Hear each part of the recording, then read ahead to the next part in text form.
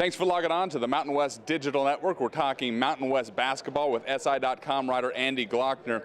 Andy, nationally speaking, how big is this tournament here in Las Vegas this week? Well, I think it's a big week in Las Vegas in general. There are 4 conference tournaments here. It's almost becoming tournament central, and I think the Mountain West is a big part of that. And obviously this year, with the quality of the conference, I think, you know, the Big East has its own storylines. This is the last year of that conference tournament the way we know it. But I think this Mountain West tournament is one of the most highly anticipated tournaments in the nation this year, and I think a lot of people are going to be tuning in to watch it. There are plenty of people that will say there's 4 teams, 5 teams, 6, 7 teams that could win this, and then obviously the NCAA tournament is next.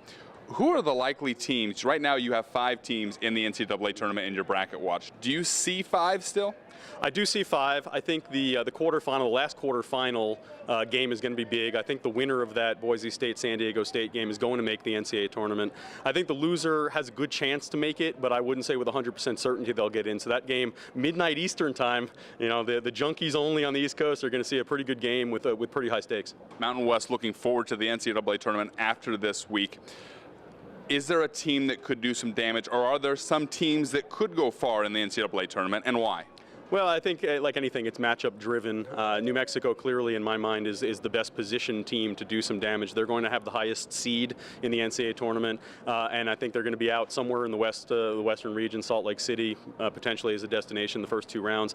And just the way they play, the fact that you can't really shut down one player. They have an inside-outside threat in Alex Kirk. They've got Cameron Bairstow to provide extra bulk in the front court. Their guards, the Player of the Year, Kendall Williams, Hugh Greenwood, Tony Snell. There's a variety of options for them. They're not a team that's going to blow you away with an impressive 30-point win most of the time, but they grind you down, and in the last 5 minutes of games, they're very, very effective, and I think that's a trait that's going to carry well in the NCAA tournament. You're doing a lot of great work for SI.com and beyond. Where can people find your work?